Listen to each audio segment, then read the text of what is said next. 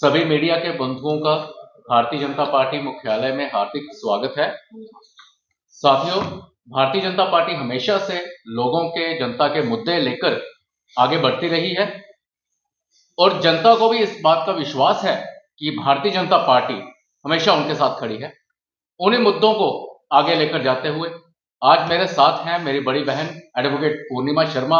हमारे प्रदेश प्रवक्ता। उनके साथ में है बलबीर राम रतन जी,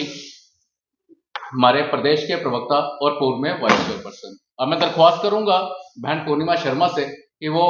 आगे अपनी बात रखें। नमस्कार जी, आज की हमारी प्रेस वार्ता का जो विषय रहेगा,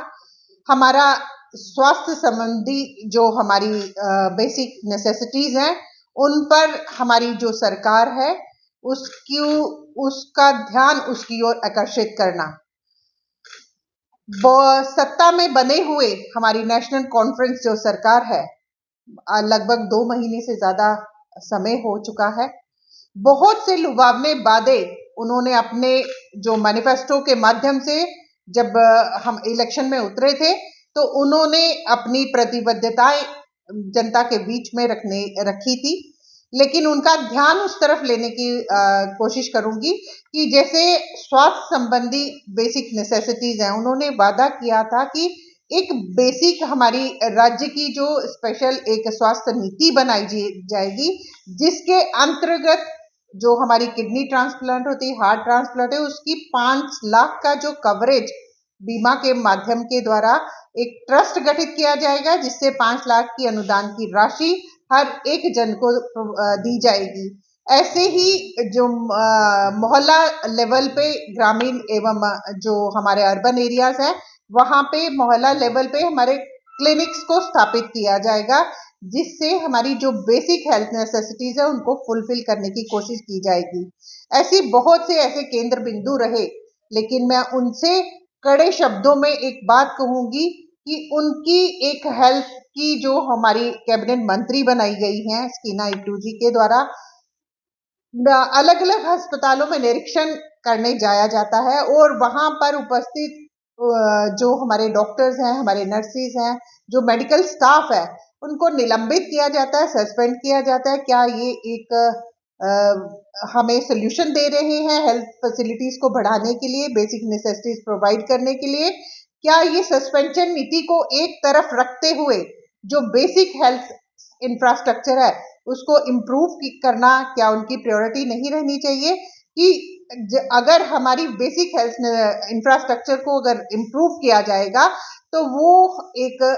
वे आउट रहेगा हमारे लोगों के लिए कि जिससे वो स्वास्थ्य सुविधाओं को एक भली भांति उसका लाभ उठा सकेंगे। मैं आपके माध्यम से उनका ध्यान ये आकर्षित कराना चाहती हूँ कि जो हमारे प्राइमरी हेल्थ सेंटर्स हर एक वार्ड में, ग्रामीण एवं अर्बन एरिया में खुले हुए हैं ऑलरेडी, उनको अगर अपग्रेड किया जाए, अपग्रेड करके 1 से 2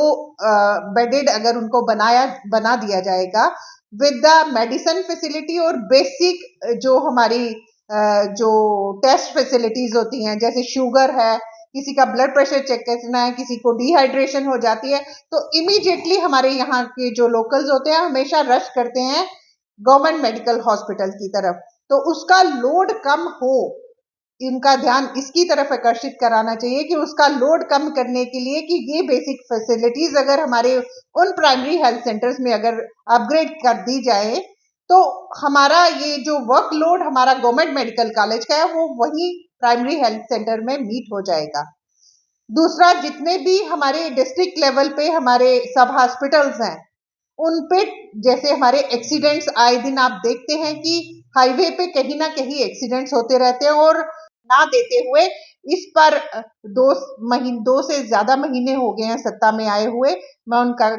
ध्यान इस तरफ लाऊंगी कि इन बेसिक हेल्थ फैसिलिटीज को इम्प्रूव करें, बेसिक इंफ्रास्ट्रक्चर को इम्प्रूव करें, ताकि जो लोकल्स के साथ उन्होंने मैनिफेस्टो में वादे किए थे, जो जनता की हमारी बेसिक नीड्स हैं, आए दिन आप देख रहे हैं कोई ना कोई बीमारी हमारे बीच में रहती है। अगर अपग्रेडेशन हमारे प्राइमरी हेल्थ सेंटर्स का हो, हमारे सब डिस्ट्रिक्ट हॉस्पिटल्स का हो, तो हमारा जो लोड है उसको भी हम शिफ्ट कर सकेंगे और बेसिक नेसेसिटी की जो हमारी हेल्थ फैसिलिटी है वो भी जनता तक हम पहुंचाने का।